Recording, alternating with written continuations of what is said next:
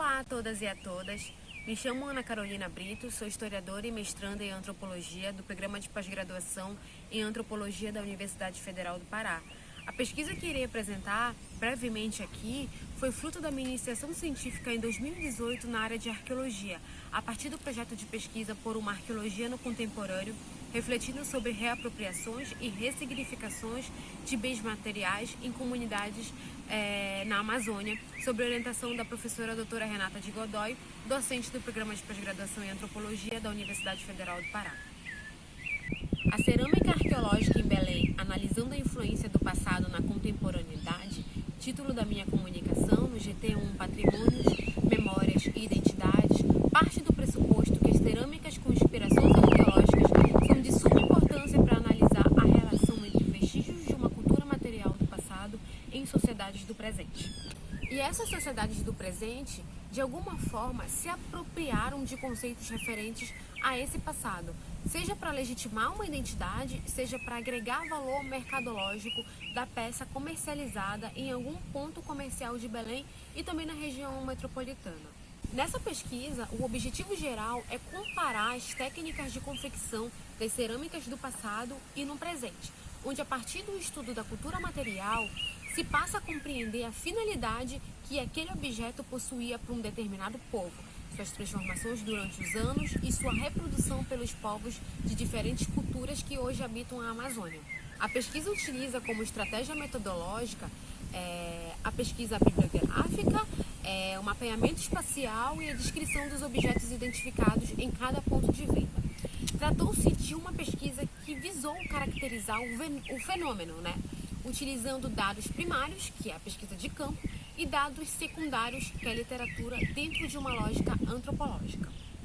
Além disso, esse estudo se estruturou em pressupostos fundamentalizados na etnoarqueologia, que, segundo a arqueóloga Andréa Silva, é um campo da arqueologia que estuda as sociedades contemporâneas e sua conexão com a cultura material, trazendo para o campo arqueológico elementos etnográficos que permitiram uma interpretação do passado por meio de análises do presente.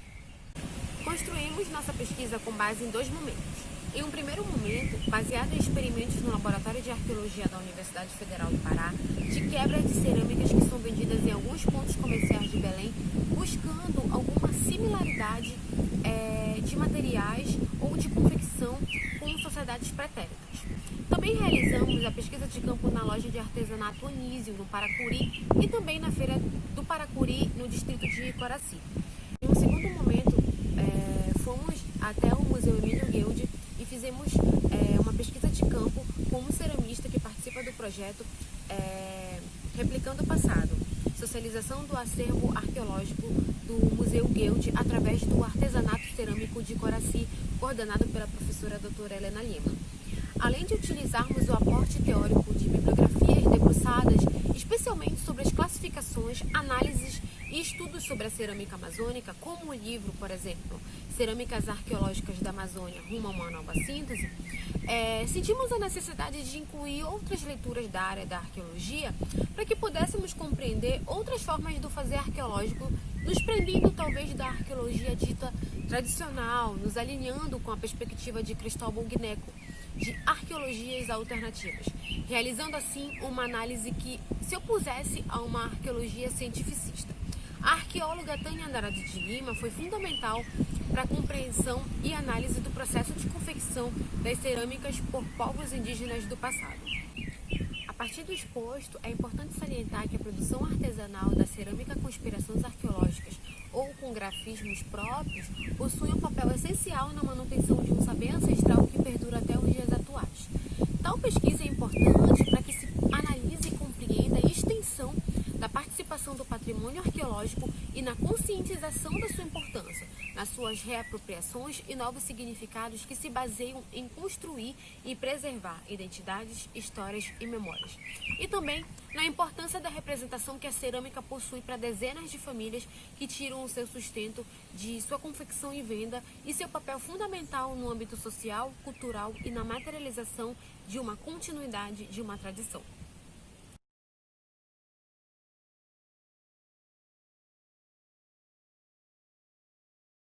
Saudações a todos, eu me chamo Micael Carlos, sou graduado em Geografia pela UEA.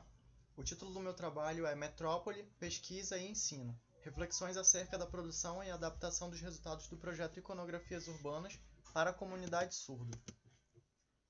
A região metropolitana de Manaus foi criada no ano de 2007, contando apenas 8 municípios. E a partir daí, alguns grupos de pesquisa eles iniciaram abordagens sobre o que é essa metrópole, sobre a identidade dessa metrópole.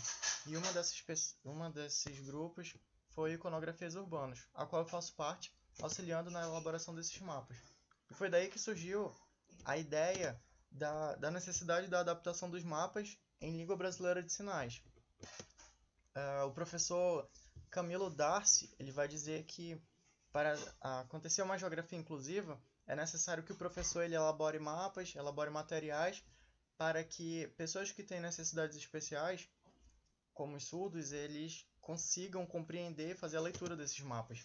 O professor Celso Antunes ele vai dizer que uma boa alfabetização cartográfica ela vai ser concretizada quando o professor, na elaboração dos mapas, ele fizer uma boa identificação de cores, uma boa configuração de semiótica.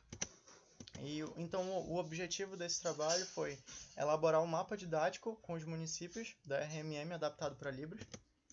E para alcançá-los foi preciso identificar os sinais em Libras dos municípios pesquisados, a representação desses sinais em fotos.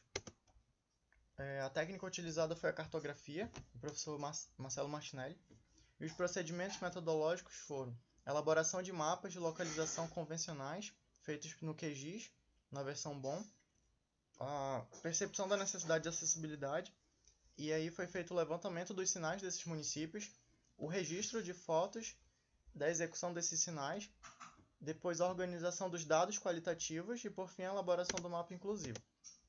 Bom, no mapa convencional, a gente está acostumado com isso, com simbologia, o título, as coordenadas, tudo isso em português e com os números convencionais representados, dados alfanuméricos.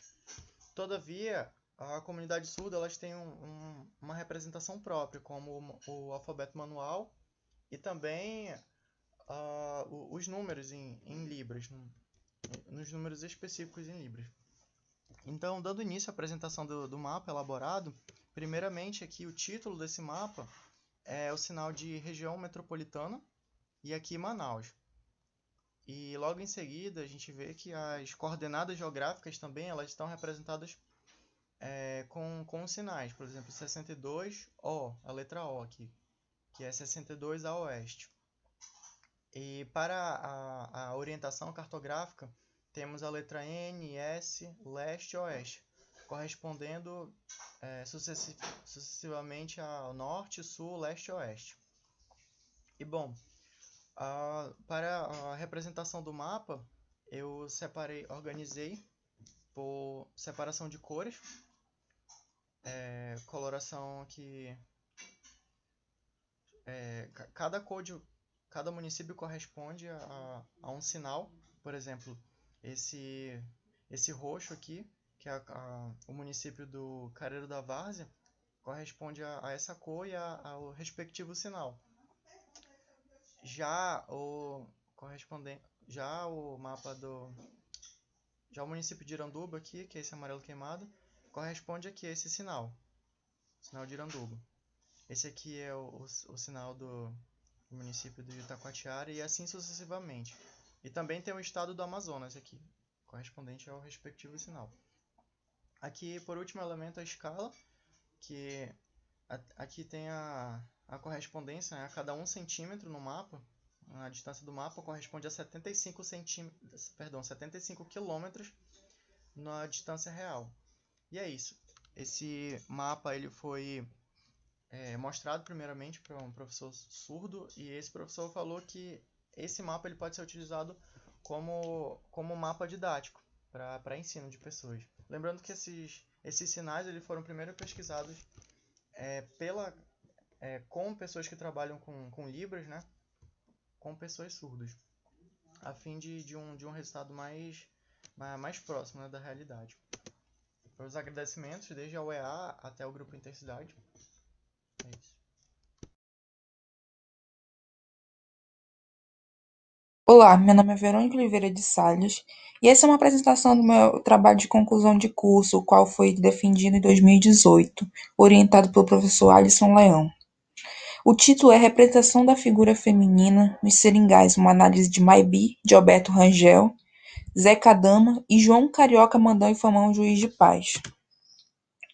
Para começar, é possível entender que a figura feminina, ao longo da história e da literatura, sofreu omissão e deturpação de sua imagem, indo de santa até bruxa. Então, uma das justificativas desse trabalho é tornar presente o feminino tanto na literatura quanto na história. O objetivo geral é analisar a representação da figura feminina na literatura amazonense no cenário seringalista. Agora nos atentaremos um pouco para como era a mulher nos seringais. É necessário entender que houve uma ausência muito grande de estudos onde localiza a presença da mulher no seringal. O seringal, na época, era um sistema extremamente falocêntrico, tendo uma presença muito forte do masculino. Havia violência contra as mulheres, principalmente as indígenas. A presença no seringal da mulher era um incentivo ao capital. Manter a mulher era manter o seringueiro também naquela região, visto que ele não conseguia ficar sozinho. A mulher nesses locais era dona de casa, parteira, curandeira e extrativista. Os contos que analisaremos são dos livros Inferno Verde e Tocador de Charamela. Inferno Verde é do autor Alberto Rangel, publicado em 1908. O conto em análise é Maibi, e Tocador de Charamela, de Erasmo Linhares, de 1979, com os contos Zeca Dama, João Carioca Mandão e Famão e Juiz de Paz. Primeiro falaremos do conto Maibi, que conta a história de Sabino, que quer eliminar uma dívida que ele tem com o tenente Marciano, que é dono do seringal. E para isso, ele passa a dívida para Sérgio, tendo como moeda de troca Maibi, que é a esposa de Sabino. No entanto, Sabino, em um ataque de ciúmes após passar a Maibi para a mão do Sérgio, ele a sequestra, amarra em uma árvore e corta seu corpo como se ela fosse uma árvore de seringa. E mesmo com toda essa violência, o autor tenta menosprezar, amenizar essa violência, colocando Maibi dentro do conto como uma alegoria para a floresta e o extrativismo, amenizando totalmente essa situação.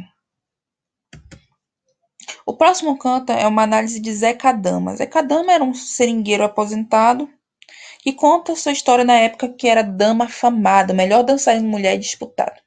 É preciso entender que, por causa da solidão no seringal, os homens costumavam dançar uns com os outros, já que não havia mulheres. Isso não ameaçava de nenhuma forma a masculinidade dele. A presença da mulher nesse conto é totalmente magético, é totalmente dentro do imaginário coletivo desses homens que dançavam uns com os outros. A análise de João Carioca Mandão e Famão, juiz de paz, é centrada no narrador, que viveu 10 anos no seringal. E ele conta que tinha uma ausência muito grande de mulheres e os homens endoidavam por causa disso. Então, o dono do seringal teve a ideia de dar uma mulher como prêmio para o seringueiro que tirasse mais seringa ao longo do ano. Essas mulheres vinham em barcos, às vezes eram desprovidas de beleza e às vezes tinham bons atributos físicos. Essas mulheres não tinham qualquer escolha de com quem elas iam ficar ou tinham voz para dizer que não queriam aquele homem. Elas simplesmente chegavam lá e casavam. Era uma mercadoria e estratégia comercial. No primeiro conto, Maibi, o, o autor tenta amenizar a história e a violência que a mulher sofreu no seringal, enquanto os dois últimos contos tentam falar da realidade que aconteceu naquela época. Obrigada pela atenção. Até a próxima.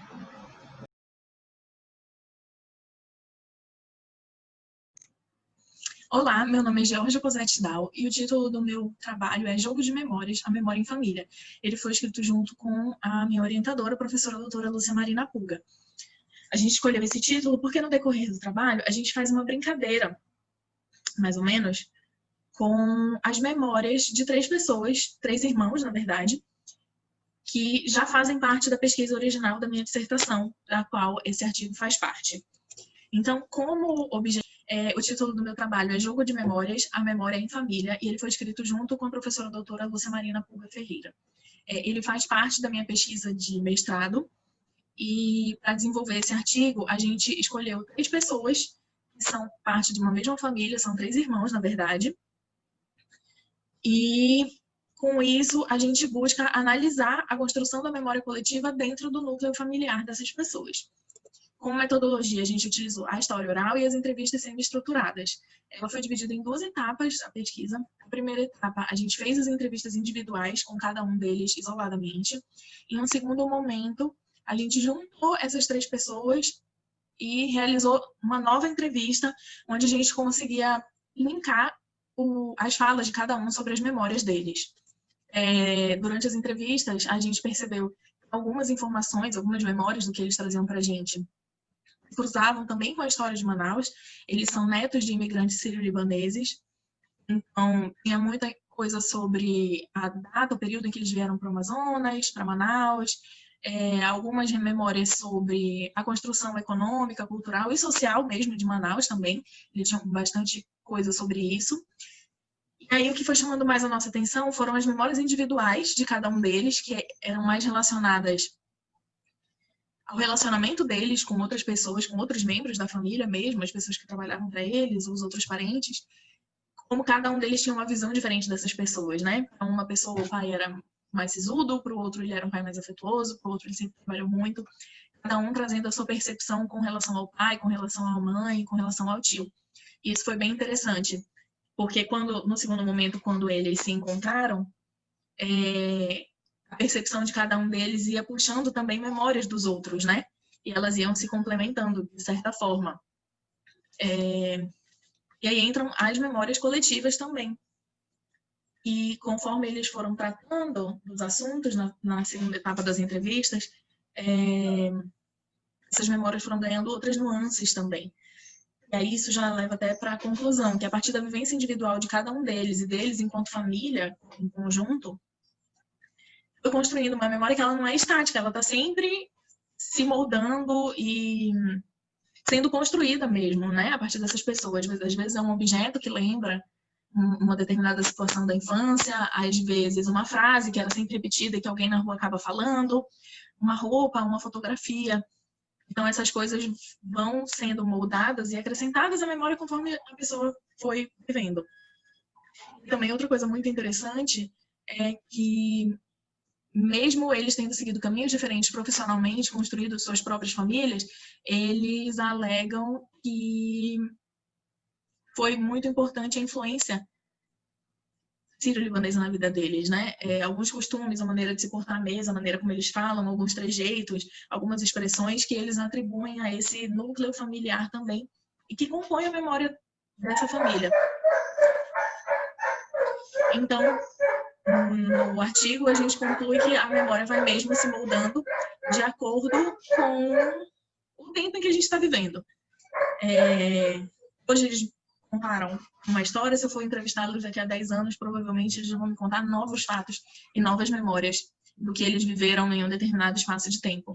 E acho que esse é o mais interessante da memória coletiva mesmo, é essa dinamicidade que ela traz. Espero que vocês tenham gostado.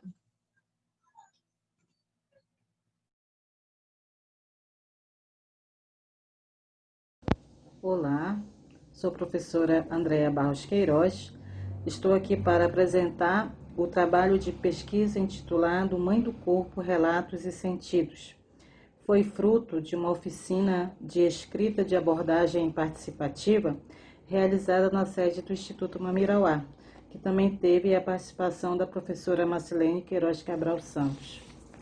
A pesquisa tem como objetivo evidenciar os saberes tradicionais de parteiras e bezedeiras da cidade de Tefé, localizada no estado do Amazonas, como também descrever as experiências vividas por mulheres sobreviventes de uma doença muito comum nessa localidade, que se chama mãe do corpo. Principalmente nas comunidades rurais tradicionais, e para tratar esse mal, as parteiras utilizam os saberes tradicionais que carregam consigo, os quais foram transmitidos através da cultura da oralidade e vem de geração para geração.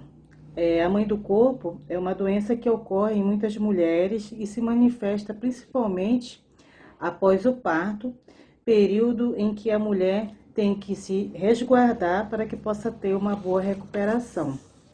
Então, dessa forma, pode-se considerar de grande relevância o método da história oral para a preservação e ressignificação da tradição oral de um povo.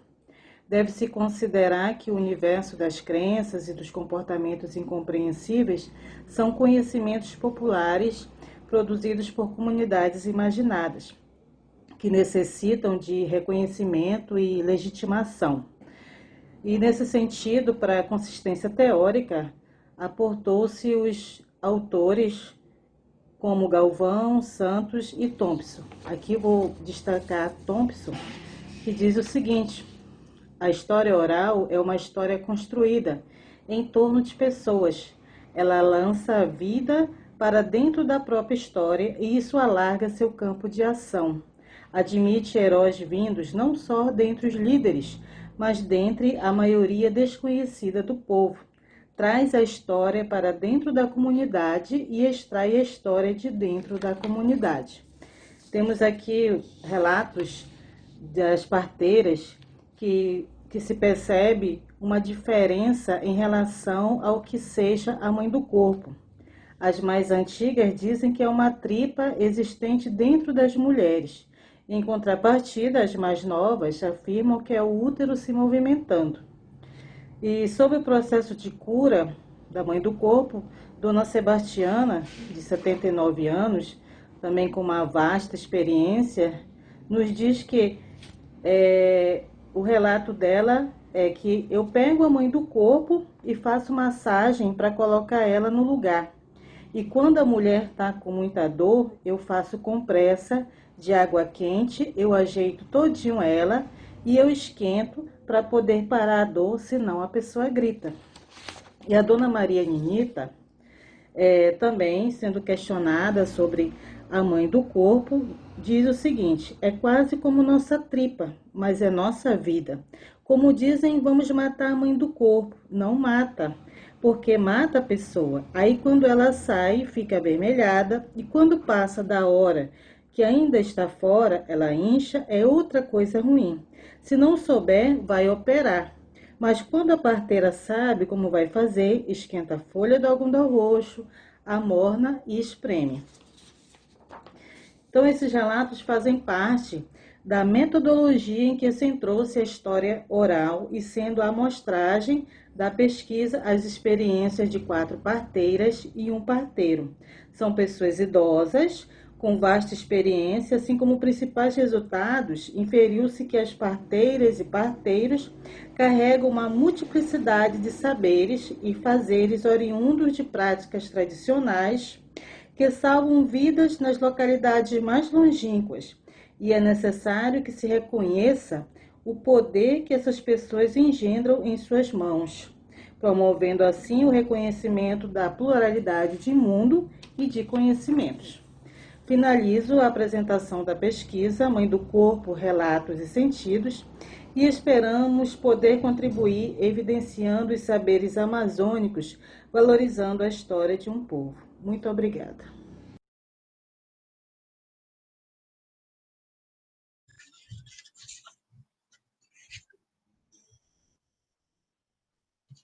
Olá, uma saudação a todos. Eu me chamo Samuel Lucena.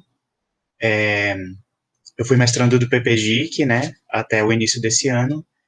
E o trabalho que eu gostaria de apresentar a vocês é o seguinte.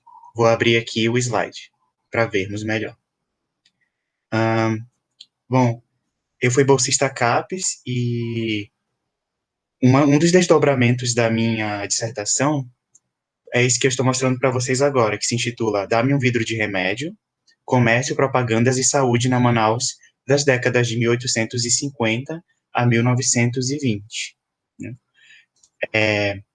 Bom, primeiramente, esse trabalho, essa pesquisa, ela parte de um viés da arqueologia histórica, né, que é uma linha de pesquisa da arqueologia.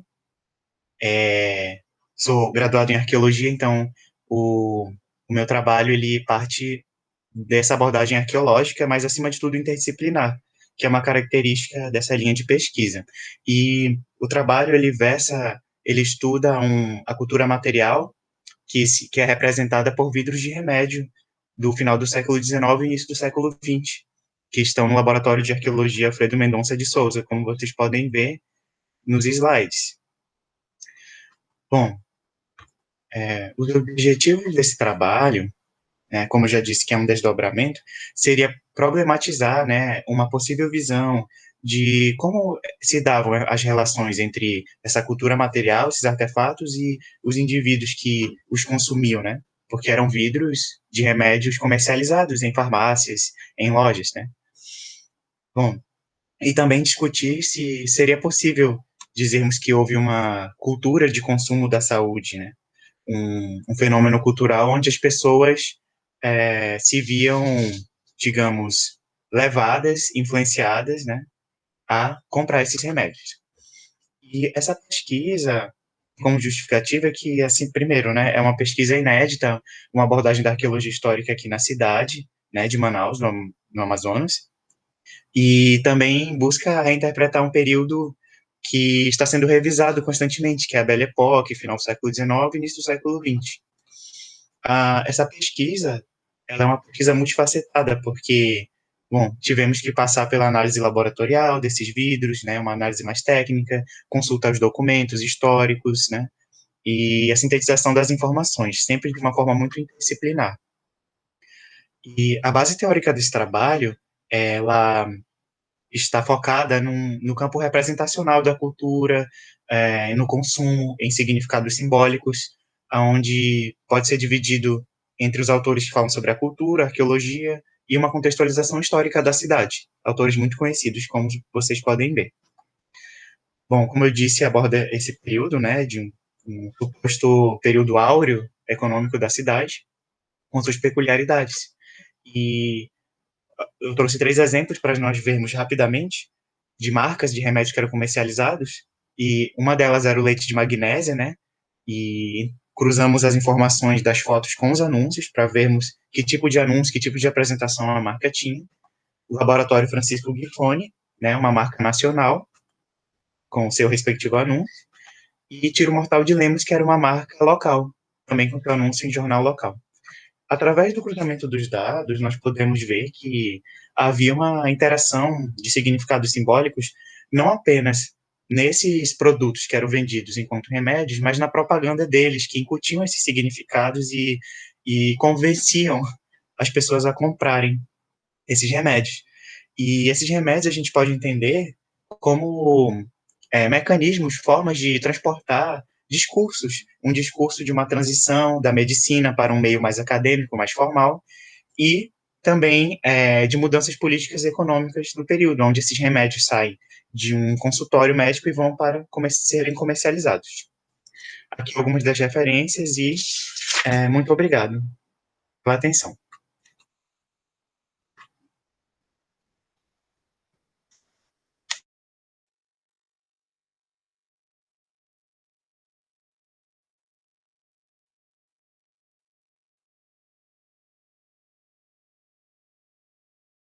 Olá, meu nome é Geórgia, eu sou arqueóloga, trabalho como pesquisadora do Instituto de Desenvolvimento Sustentável Mamirauá, faço parte do grupo de pesquisa em Arqueologia e Gestão do Patrimônio Cultural da Amazônia, onde desenvolvo a pesquisa intitulada Arqueologia Urbana no município de Tefé. Irei apresentar o trabalho História, Memória e Patrimônio da cidade de Tefé pelo viés da arqueologia urbana. Esse trabalho é em conjunto com 2 arqueólogos, o Eduardo Cazuta Manarra e o Márcio Amaral. Então, a área de pesquisa é a cidade de Tefé. É uma cidade do interior do Amazonas que fica a 520 quilômetros em linha reta da capital, Manaus. Essa cidade possui um vasto patrimônio cultural que vem sendo estudado de forma sistemática desde a década de 50. O projeto ele foi implantado no ano de 2015, através de uma iniciativa do Núcleo de Arqueologia do IDSM, e desde então são desenvolvidas pesquisas sistemáticas na área central e periférica da cidade de Tefé, com o objetivo de entender como que se deu a ocupação nessa região. Então, os sítios arqueológicos em contexto urbano, eles estão sempre ameaçados pelo crescimento urbano, ou seja, a cidade vai se expandindo e com isso são construídos e destruídos novos espaços e, consequentemente, o patrimônio arqueológico é perdido. Então, se faz necessário fazer um registro, um resgate e salvaguardar esse patrimônio cultural. As pesquisas aqui na região norte, elas têm um foco muito grande para estudos na área pré-colonial. Então, existem poucos estudos na área colonial. Então, esse trabalho também se faz necessário por fazer esse registro da cultura, tanto do período colonial como do período pré-colonial. O objetivo da pesquisa consiste em compreender padrões de ocupações humanas ocorridas no perímetro urbano e apropriação e transformação da paisagem, que, associado às ocupações anteriores, compõe palimpsestos arqueológicos. Dessa maneira, visa contribuir para a reconstrução de narrativas com base na história oral e nos vestígios arqueológicos evidenciados. A metodologia, ela consistiu num levantamento bibliográfico. A posteriori foi construído nosso referencial teórico e a gente foi para campo realizar a prospecção, que é procurar sítio arqueológico. Depois foi realizadas as escavações, que são intervenções em subsuperfície. A construção do referencial teórico é composta por diversos autores. No entanto, aqui na apresentação, nós vamos apresentar 3 blocos com alguns autores que a gente considera importantes para o trabalho. No primeiro bloco são os cronistas, Acunan, Bates e Carvajal. Esses cronistas passaram aqui na região a partir do século XVI e fizeram estudos da área. Também nós utilizamos como referência as arqueólogas Márcia Bezerra e Jaqueline Belletti, que estudam a região amazônica, e o Eduardo Góes Neves.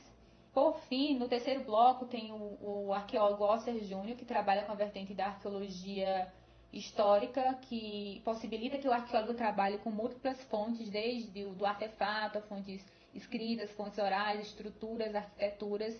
Essa vertente ela é muito importante porque ela tem como propósito dar voz a pessoas que foram silenciadas, que foram esquecidas no processo histórico, que não puderam contar a sua própria história e tiveram a sua história contada a partir da visão do invasor.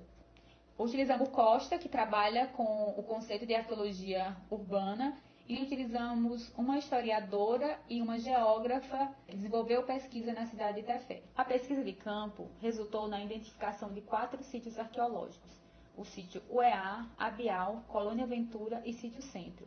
Desses, 2 sítios passaram por intervenções: o sítio Centro, na área do Seminário, e o sítio UEA, na área Rondon, onde foi realizado malhas de triadagem, e na área próxima ao depósito Amazon Gás, onde ocorreu escavações arqueológicas, feições culturais com contextos deposicionais que estão provavelmente relacionados a contextos domésticos.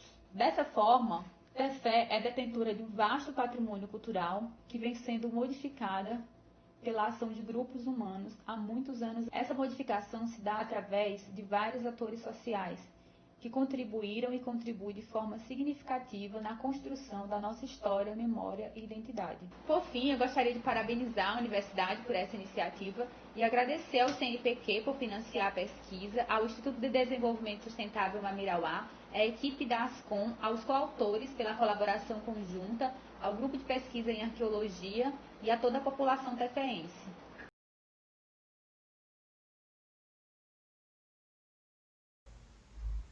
Hola a todos y a todas, mi nombre es Marta Cecilia Machado Velasco, soy antropóloga egresada de la Universidad del Cauca en Colombia.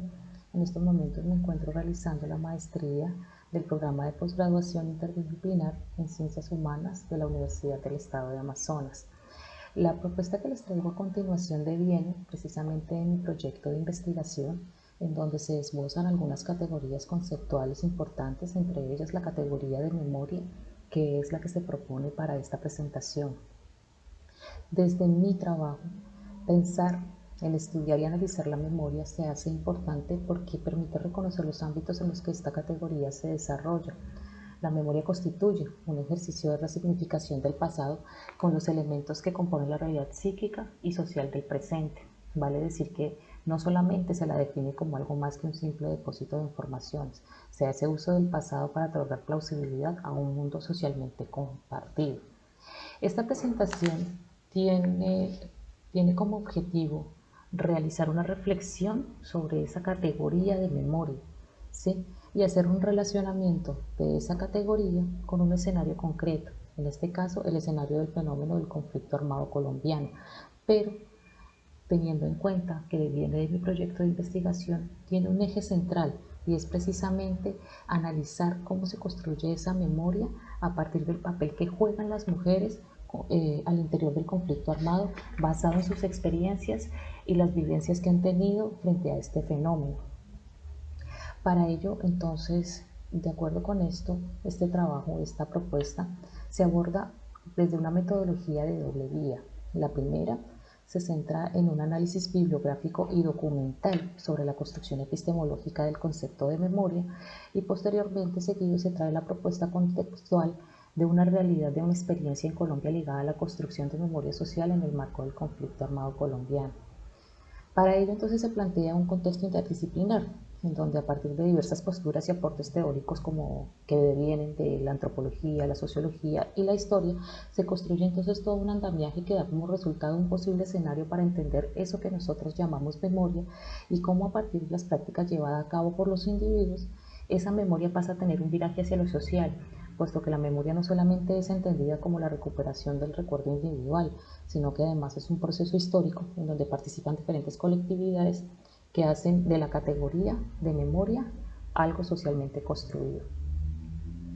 Esta reflexión entonces permite entender que construir memoria implica un autorreconocimiento del sujeto también en su complejidad y cómo éste ve y entiende su realidad a partir del uso de la memoria como una herramienta que moviliza el pasado hacia el presente y lo proyecta hacia el futuro.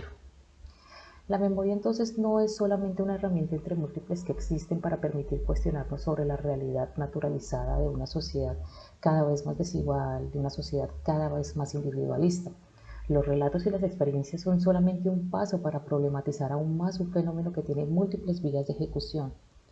Construir memoria no es buscar soluciones, construir memoria es la vía para preguntarnos por qué, por ejemplo, en un país como Colombia, la violencia se ha enraizado tanto sobre las marginalidades, dejando un rastro de dolor y sufrimiento en cada uno de los individuos afectados por este fenómeno.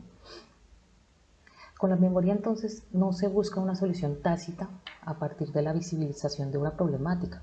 Recurrir a la memoria, en el caso de mi trabajo, permite abrir caminos para cuestionarnos sobre lo que realmente está frente a nosotros. Como lo diría Zygmunt Bauman, no es proponer soluciones desproporcionadas a los problemas planteados, sino tener la capacidad para formular problemas nuevos para los cuales no existe o no existirán soluciones. Yo creo que con eso entonces la memoria en Colombia no surge como un campo autónomo, no es un objeto de trabajo en sí mismo. La memoria y la reconstrucción de la memoria social a partir de los individuos nace como una necesidad inmersa en la denuncia y en la movilización por la defensa de los derechos humanos en un país golpeado profundamente por la violencia.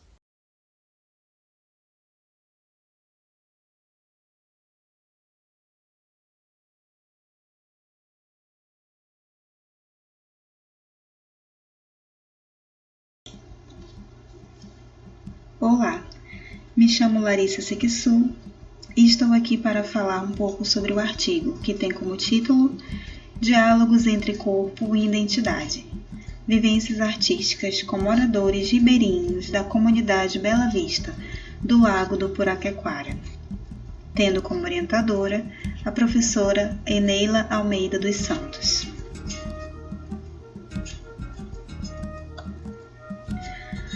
Algumas reflexões iniciais. Torna-se instigante refletir sobre o indivíduo, oriundo de espaços complexos e únicos como a Amazônia. Ser amazônida, ser caboclo, ribeirinho, indígena, ser gente. Moradores, possuidores de saberes e de diversas facetas culturais. Neste tocante, aborda-se o ribeirinho em seu contexto dialético e relações sociais, enfatizando sua comunicação e expressividades artísticas. Metodologia.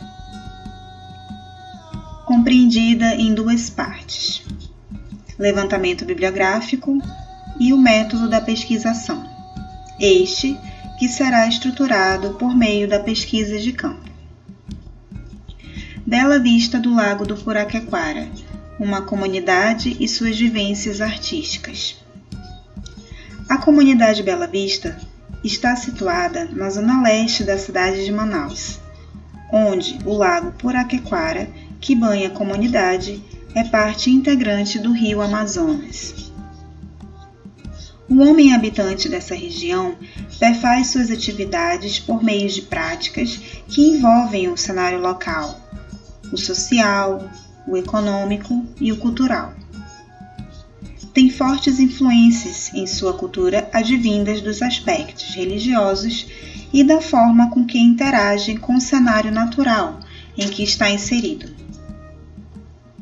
A nível corporal, o ribeirinho do Lago do Puraquequara tece sua corporeidade e gestualidade a partir dos seus afazeres cotidianos, como a forma postural, o jeito de caminhar, gesticular, sua interação com seus instrumentos de trabalho, como a canoa e o remo, suas práticas laborais.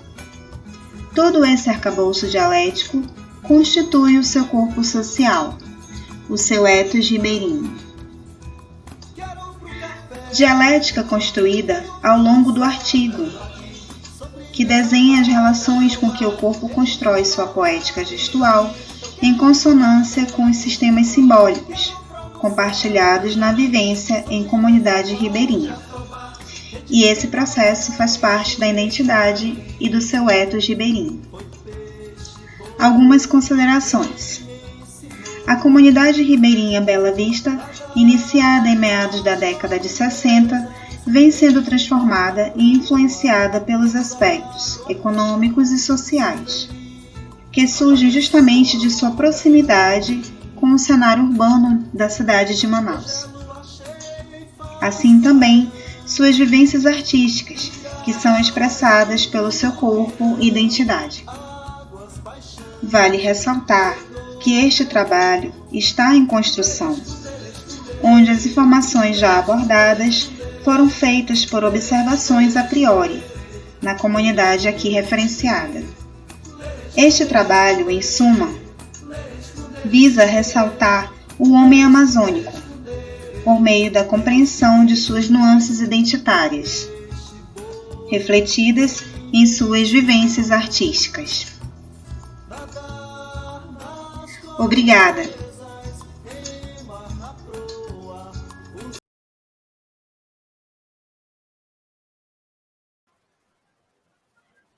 Olá, espero que todos estejam bem. Eu me chamo Aline, eu sou mestranda no programa de pós-graduação interdisciplinar em Ciências Humanas, sou orientada pelo professor Dr. Otávio Rios e nessa pesquisa, nesse estudo, que se encaixa dentro do grupo Patrimônio, Memórias e Identidades, o título do meu artigo é Cultura e Consumo na Ville de Paris, modelo francês da moda nos anúncios do Jornal do Comércio, 1904 e 1920. Partindo da ideia ali do contexto da Belle Époque, e a partir também da influência europeia na cidade de Manaus, que nós identificamos ali na arquitetura, na urbanização, mas também nós encontramos essa influência dentro da moda e também no comportamento social, Então, a partir dessa ideia, a moda ela passa a ser compreendida como arte. E essa arte ela possui a capacidade de expressar, de identificar e também de diferenciar grupos, Então, a partir dos anúncios do Jornal do Comércio, que era a folha de maior circulação em Manaus ali no início do século XX, nós selecionamos alguns desses anúncios para tentar identificar quais foram essas influências ali da moda parisiense na cidade de Manaus. Então, para discutir essa contribuição cultural e o consumo da moda francesa na capital do Amazonas, nós passamos então a analisar esses anúncios. Eu trouxe para vocês observarem 6 desses anúncios, que traz ali. Em 1904, nós temos a representação da roupa feminina, né? A partir da quantidade de tecidos, dos chapéus volumosos, que era o que estava em moda ali em Paris no início do século XX. Então, era o que chegava na cidade de Manaus por meio dos anúncios ali do Jornal do Comércio. Então, as modistas, as costureiras, traziam essas ideias já inspiradas ali no modelo parisiense. Então, em 1908, nós temos ali a mesma representação, né? O mesmo contraste. Chapéus grandes, vestidos volumosos. E então, já em 1911, nós temos uma pequena modificação na forma desses vestidos, mas que ainda trazem essa ideia de muito tecido e muito volume de chapéu, né? Já em 1914, nós temos uma grande diferença. Essa diferença, ela já vem ali baseada na própria guerra, né? Da influência da própria guerra, no vestuário feminino. Então, ela passa a ser chamada de a moda chique, que já não é mais aquele padrão de vestidos volumosos, e sim uma vestimenta mais leve, com menos volumes de tecido, e mais associada, entre aspas, à vestimenta masculina. Já em 1917, nós temos o modelo chamado modelo militar, da roupa feminina já ali influenciado pela guerra. E isso tudo vindo de Paris até chegar em Manaus. E já em 1918 nós temos a ideia dos 3 modelos da moda.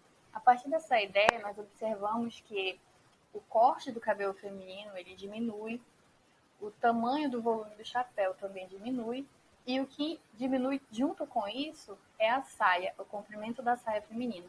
Então, a partir dessa modificação, começa a surgir uma nova preocupação, a preocupação com o modelo de sapato que você vai usar e também com as cores. Começam a imperar ali os modelos mais neutros, o preto e o branco, e o cinza também. Então, por fim, essa discussão de cunho bibliográfico, ela enriquece a reflexão sobre o consumo dessa cultura exterior e qual é a contribuição desse consumo para a formação da identidade manauara. Obrigada.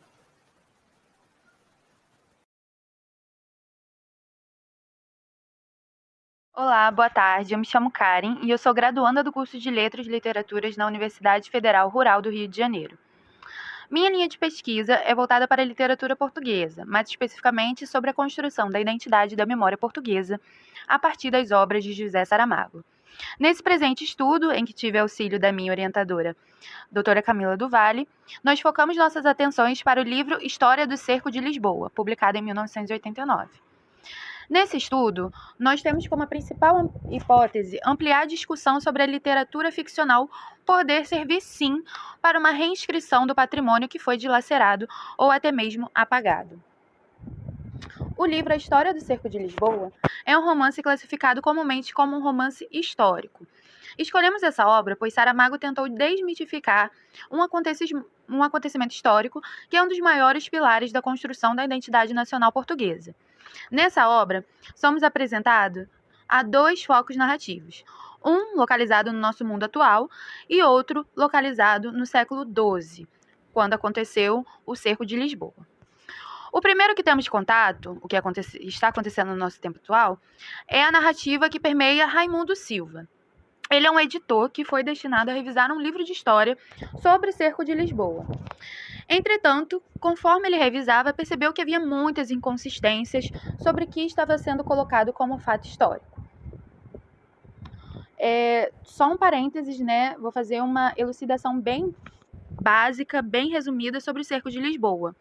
Então, o Cerco de Lisboa refere-se à conquista de Lisboa em 1147, comandada pelo então futuro, né, rei de Portugal, o primeiro rei de Portugal, Afonso Henriques, em 1147.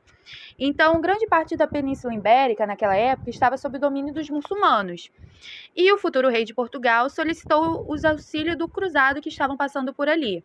Os cruzados estavam vindo do norte e passaram por Portugal porque eles estavam indo a caminho de Jerusalém. E aí o rei de Portugal pediu auxílio para tomar Lisboa das mãos dos muçulmanos. Obviamente que essa conquista veio por meio de muito sangue derramado, mas houve a efetivação da conquista e, com isso, os movimentos de expansão da fé cristã se ampliou mais ainda pelos portugueses.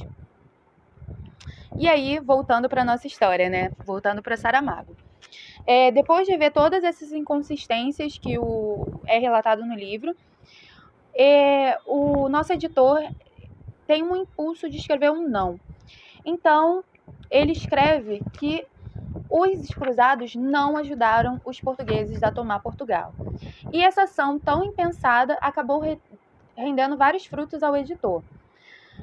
Pois, além de ser chamado a atenção no seu trabalho por ser desatento, ele foi aconselhado pela sua chefe a escrever um livro alternativo sobre o que aconteceu com Lisboa nesse período.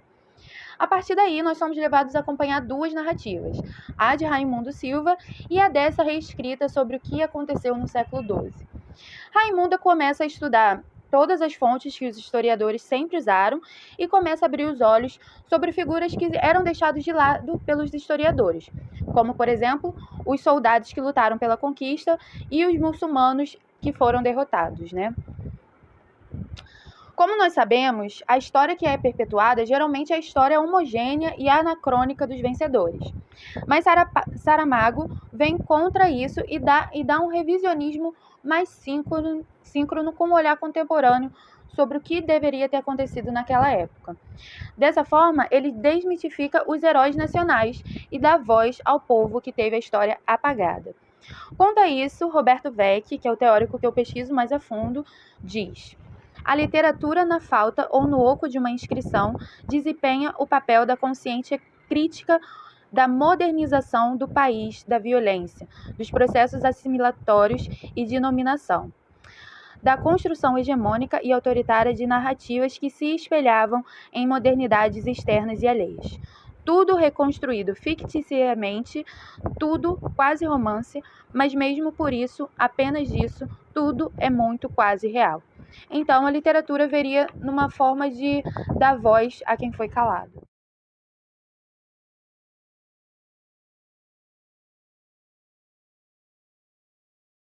O título que está sendo apresentado agora para vocês faz parte da minha pesquisa de mestrado que se encontra em andamento e que tem como proposta inicial se desenvolver através de uma abordagem etnográfica de pesquisa com crianças em uma comunidade de palafitas na cidade de Manaus.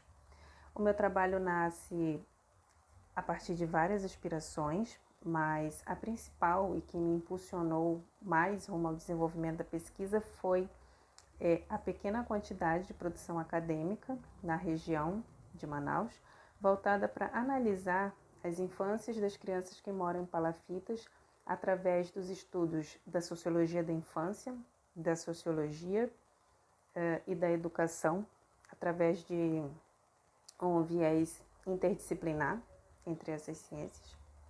E a partir daí foi possível perceber também que existe um número inexpressivo de pesquisas desenvolvidas sobre esse viés. E isso foi fazendo com que se chegasse à consideração, né, a uma conclusão de que a nível de Brasil essas pesquisas representam um número pequeno, ao fazermos um recorte para analisar a região de Manaus, por exemplo, mais especificamente o bairro do Educandos, nós vamos perceber que essa situação se intensifica ainda mais. E mesmo que as palafitas do bairro Educandos representem um recorte urbano que possa parecer próximo a nós, poucos sabemos sobre a infância vivida nesses locais, a partir do olhar da criança.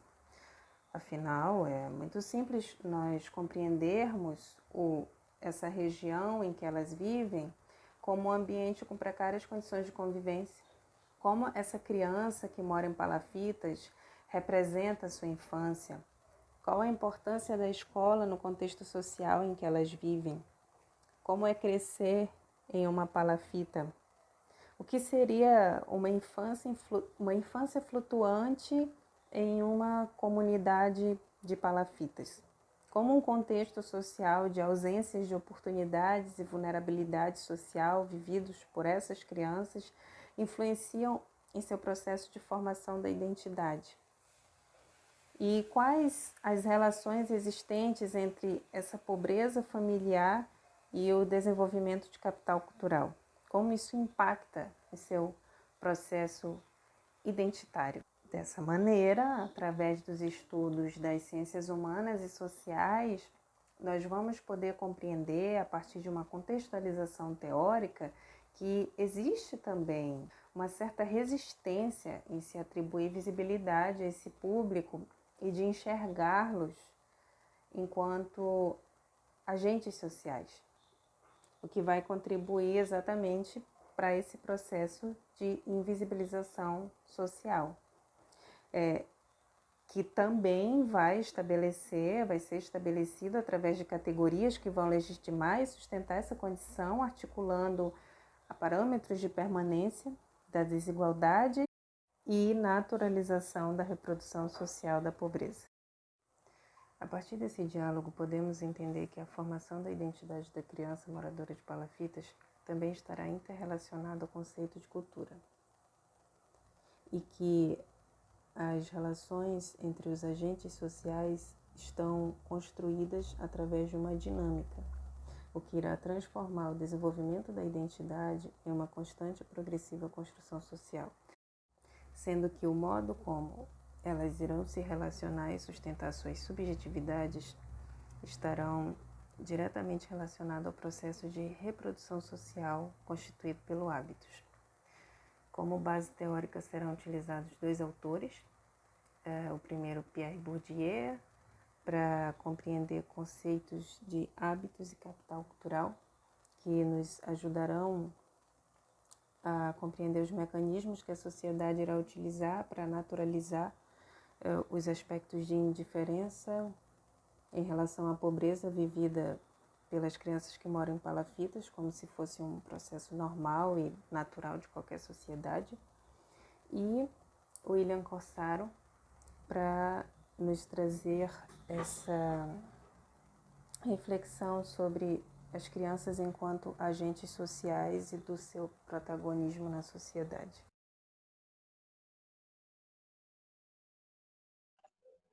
Olá, esta é uma breve apresentação sobre o texto Confluência de Olhares Antropológicos sobre o Centro Histórico de Manaus, produzido por dois autores, Leandro Estáquio e eu, Mauro Augusto Dourado Menezes. O objeto de análise presente nesse texto é o tombamento provisório do Centro Histórico de Manaus, dado em 2010. O tombamento do Centro Histórico de Manaus, ele está dentro de um contexto em que há a necessidade de se ampliar o estoque patrimonial em regiões onde os bens culturais ainda não haviam sido destacados. Manaus é um dos maiores testemunhos de uma fase econômica ímpar que se dá no Brasil e que também permeia outras cidades da região norte do Brasil. No mapa na tela, você consegue ver a poligonal, né, que compreende os bens, né, os imóveis, onde se concentra valores, atributos e características a respeito desses aspectos relacionados à Belle Époque manauara. Então, como você pode observar, nessa poligonal estão os bens, não só os bens edificados, mas também todos os valores que neles se concentram e essa estrutura viária que faz parte dessa poligonal.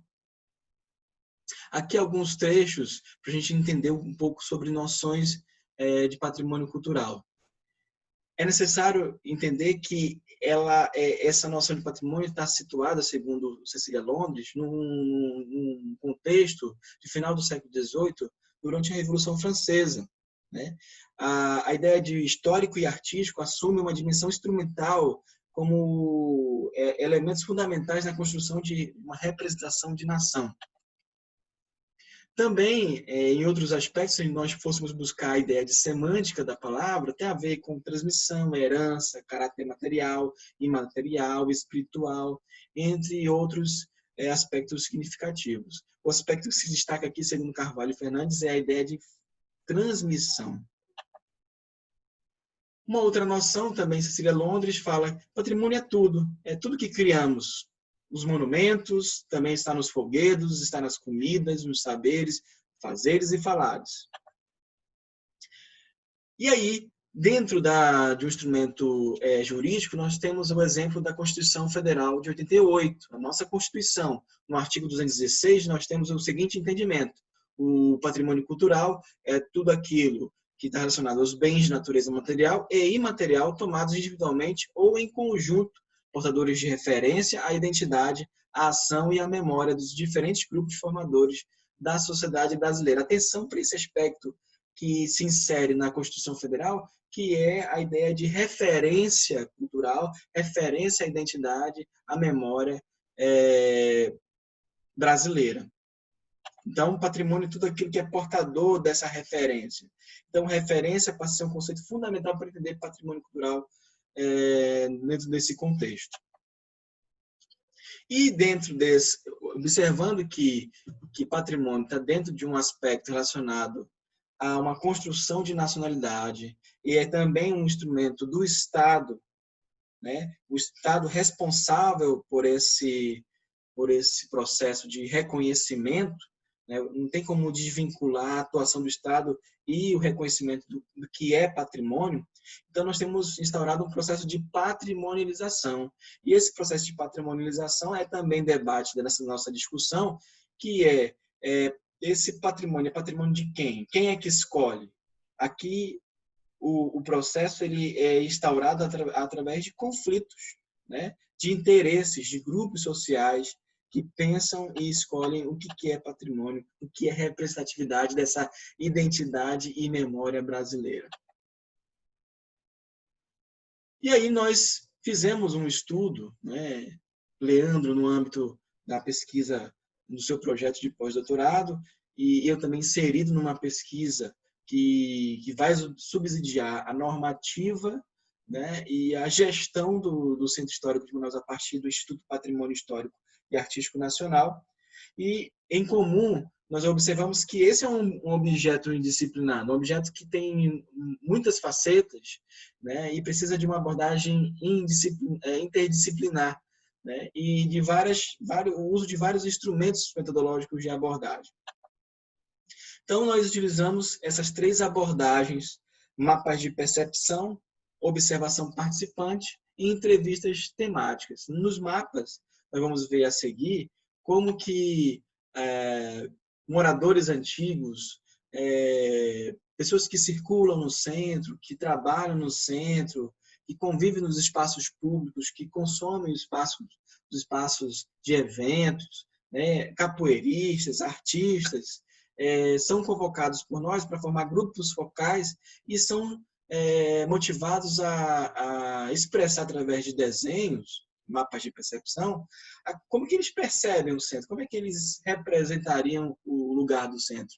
E o que é interessante é que nós vamos tendo uma coletânea de mapas que fogem aquilo que é o real, né, aquilo que é desenhado pelos urbanistas e, na verdade, a relação simbólica e afetiva dessas pessoas com os espaços. E aí alguns outros exemplos. Também a observação participante, aqui um mapa que faz memória de onde os pesquisadores, Leandro, também pesquisadores da UEA, eu, estivemos nesses lugares, vivenciando, sentindo os espaços, percebendo esses pontos do Centro Histórico de Manaus. Aqui, um resultado dos dados coletados, como que a partir das narrativas, a partir das representações, das percepções, como as pessoas atribuem qualidade, caracterizam esse lugar, reconhecem esses espaços. E, por fim, algumas problematizações, algumas questões que nós apresentamos no final, percebendo como que esse instrumento, como é que o Estado brasileiro vai inserir essas pessoas escutadas, que outras vozes precisam ser escutadas e de que modo valores relacionados a aspectos imateriais também serão preservados nesse contexto da política pública de patrimônio. E percebendo toda a limitação desse estudo feito inicialmente, como é que ele pode se desdobrar em outros estudos a seguir. Então, será que esse estudo inicial preliminar ele já consegue contemplar as transformações urbanas e sociais e que efeitos elas trazem para essa relação com esse espaço, com os significados atribuídos, com a memória do lugar, com a apropriação desses espaços? Por fim, aqui nossas citações, né, nossas referências bibliográficas. Muito obrigado.